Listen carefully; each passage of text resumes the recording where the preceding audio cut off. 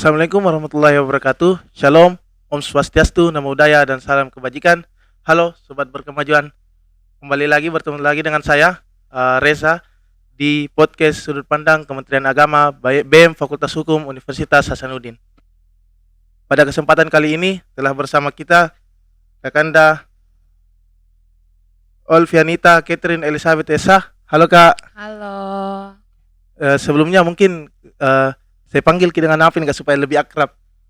Kak Nita Oh, mau. Kanita tadi. Ayo. Ya. Oke, Kanita adalah salah satu senior di Fakultas Hukum Universitas Hasanuddin. Mungkin langsung saja ke materi yang telah kita sampaikan kepada Kanita. Ini adalah Iya. materi tentang yang baru-baru saja viral, yaitu masalah kasus pinjaman online yang merebak di mana-mana. Mungkin teman-teman mendapati di sosial media, baik itu di Facebook, Instagram, dan lain-lain. Bahkan mungkin seperti saya dan teman-teman yang lain, mungkin ada yang pernah mendapati broadcast tentang pinjaman online. Oke, langsung saja.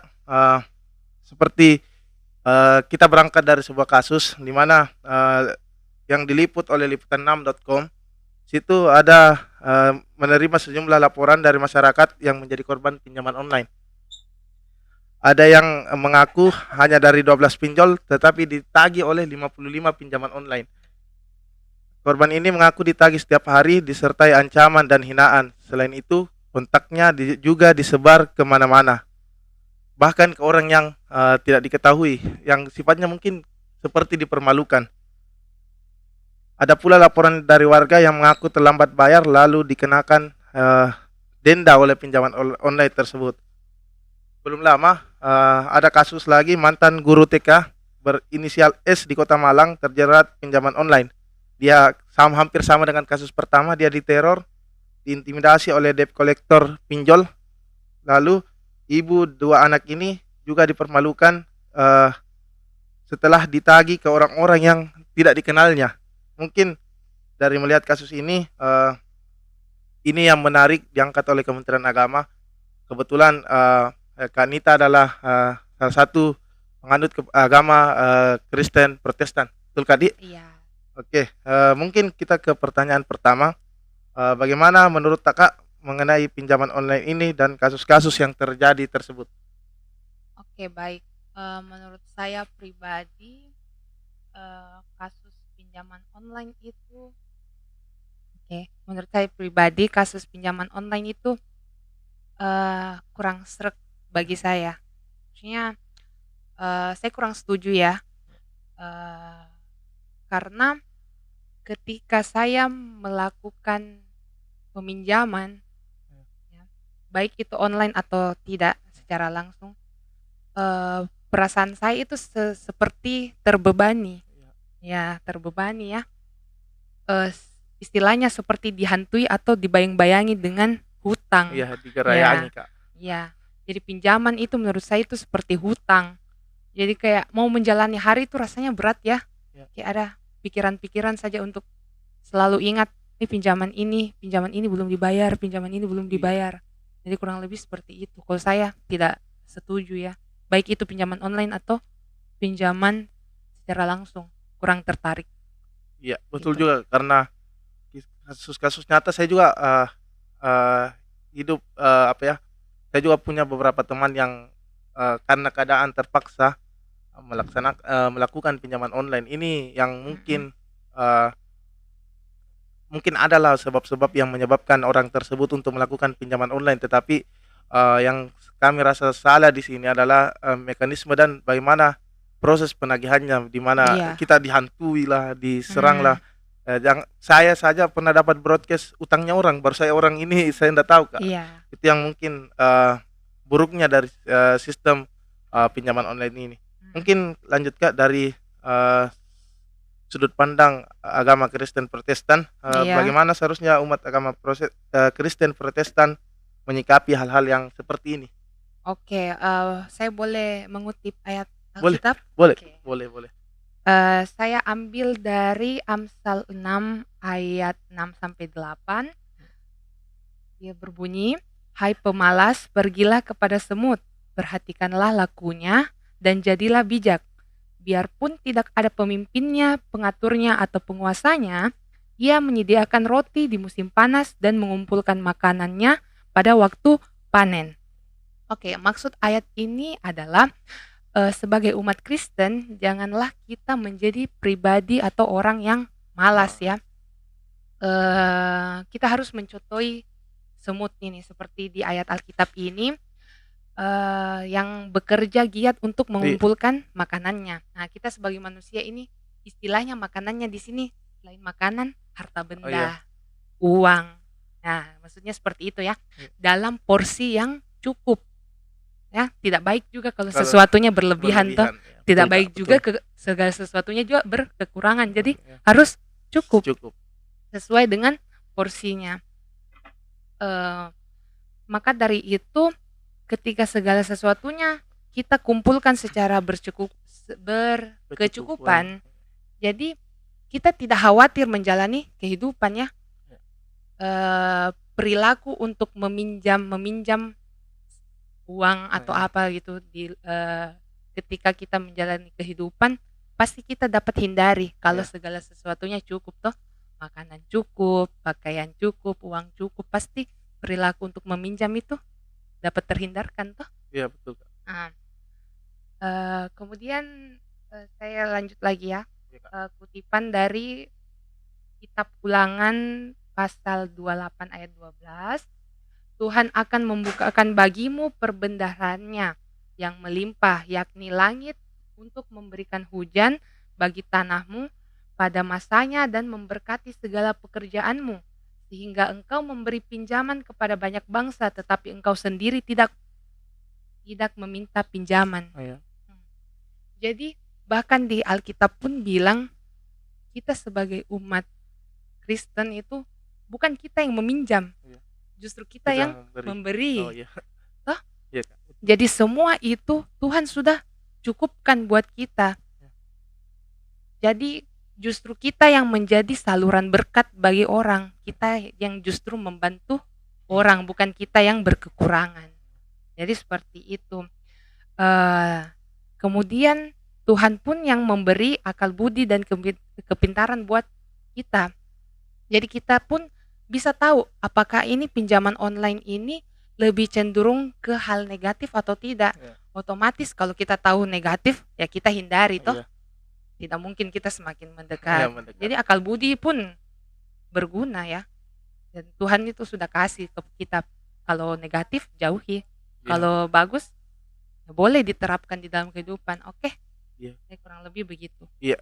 Memang pada hakikatnya semua agama mengajarkan kebaikan Kak. Jadi dalam agama Kristen Protestan seperti yang saya tangkap tadi, kita diajarkan paling pertama adalah usaha dulu. Iya, betul. Supaya kita bisa berkecukupan dan kita dianjurkan untuk lebih banyak memberi, bukan kita yang meminta sesuai dengan ajaran agama Kristen Protestan. Mungkin dilanjut Kak, apabila misalnya ada yang sudah terjerumus, kira-kira apakah ada yang mengatur dalam agama Kristen Protestan masalah hukuman atau apakah itu Kak? Oke. Saya mengutip lagi ya. Iya, boleh. Oke. Dari kitab Imamat pasal 25 ayat 35 sampai 36. Apabila saudaramu jatuh miskin sehingga tidak sanggup bertahan di antaramu, maka engkau harus menyokong dia sebagai orang asing dan pendatang, supaya ia dapat hidup di antaramu. Janganlah engkau mengambil bunga, uang, atau riba daripadanya, melainkan engkau harus takut akan Allahmu, supaya saudaramu dapat hidup di antara kamu. Jadi yang bermasalah di pinjaman online ini sistemnya ya. Jadi kasihan itu orang-orang yang dipermalukan. Iya, dipermalukan, dikejar-kejar, seperti dihantui, seperti gitu. Menurut saya ini orang yang memberi pinjaman online ini yang melakukan seperti mengejar-ngejar orang yang meminjam, mempermalukan itu ada di ayat ini. Dia itu orang yang tidak takut sama Tuhan. Orang yang tidak takut Tuhan. Nah, orang yang tidak takut Tuhan itu berarti artinya berdosa kan? Berdosa. Nah, di dalam Alkitab pun diajarkan bahwa orang yang tidak takut akan Tuhan itu akan mempunyai dosa. Dosa itu ujungnya adalah maut. Ya. ujungnya adalah maut. Tapi di sini saya tidak bilang orang yang memberikan pinjaman Online. online ini langsung mati ya, enggak. Jadi orang yang orang yang memberikan pinjaman online ini tidak ada tertulis belak-belakan ya di dalam Alkitab, tapi dia tersirat. Jadi kita sebagai umat Kristen itu tidak bisa tidak punya otoritas untuk menghakimi orang yang memberikan pinjaman online ini bakal apa nanti hukumannya, dibakar kah, di neraka kah, atau apa. Tidak ya, tidak. Kami sebagai umat Kristen itu tidak tahu apa nanti konsekuensinya, karena Tuhanlah yang punya otoritas, Hak. yang punya hak untuk menghakimi. Iya. Jadi kita tidak tahu orang yang memberi pinjaman online ini nanti akan dapat hukuman apa, tidak tahu. Jadi tapi intinya ini orang yang melakukan ini tidak takut Tuhan ya. Iya. Artinya dia berdosa. Iya. Itu saja yang ditahu. Intinya Kak berdosa Ya, ya. intinya berdosa. Iya, Gitu. mungkin kita ke pertanyaan terakhir Kak. Ya. Mungkin lebih sifatnya ke saran. Mm-mm. Jadi bagaimana menurut Ta atau saran Ta Kak menghadapi bagaimana individu terutama dalam umat agama Kristen Protestan menghadapi pinjaman online ini jika di suatu saat isu-isu seperti ini, isu-isu pinjaman online ini semakin mewabah. Mungkin begitu. Oke. Yang harus ditahu dulu sebelumnya, ini dia mewabah karena dia lebih ke arah negatif atau positif ya. Ya. Kalau kan selama ini yang ditaunya berdasarkan kasus-kasus yang ada kan lebih ke arah negatif. Ya. Ya itu kembali lagi kita sebagai umat manusia yang punya akal, pikiran, ya harus tahu membedakan mana yang baik, mana yang tidak, mana yang negatif, mana yang positif. Kalau dari saya sendiri, walaupun tetap mewabah nantinya, saya tetap, kalau saya ya pribadi tidak tertarik. Bahkan saya pun menyarankan buat teman-teman atau keluarga-keluargaku di luar sana, ndak usah istilahnya ndak usah tertarik untuk melakukan pinjaman online. Karena kalau memang ujung-ujungnya seperti dihantui, dikejar-kejar, dipermalukan, kan sama saja. Jadi daripada meminjam online atau meminjam yang tidak jelas seperti itu, kan ada, setahu saya ada tempat pinjaman online yang memang BUMN ya. Setahu saya ada. Yang ada OJK-nya. Iya, atau apakah itu yang lebih terjamin secara hukum atau apa? Atau kalau memang istilahnya sangat kepepet, ya ngomong sama keluarga saja. Meminjam sama keluarga, karena keluarga pun tidak akan membiarkan kita istilahnya menderita.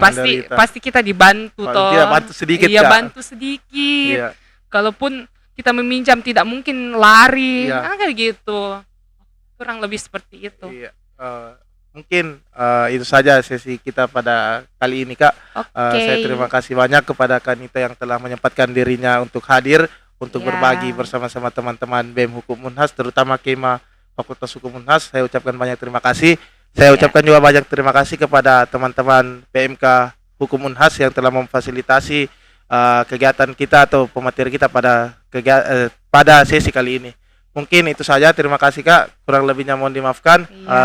Jangan lupa teman-teman sobat berkemajuan untuk like, comment, subscribe dan share video ini supaya jangan lupa like, comment dan subscribe video ini. Mungkin itu saja. Kurang lebihnya mohon dimaafkan. Assalamualaikum warahmatullahi wabarakatuh.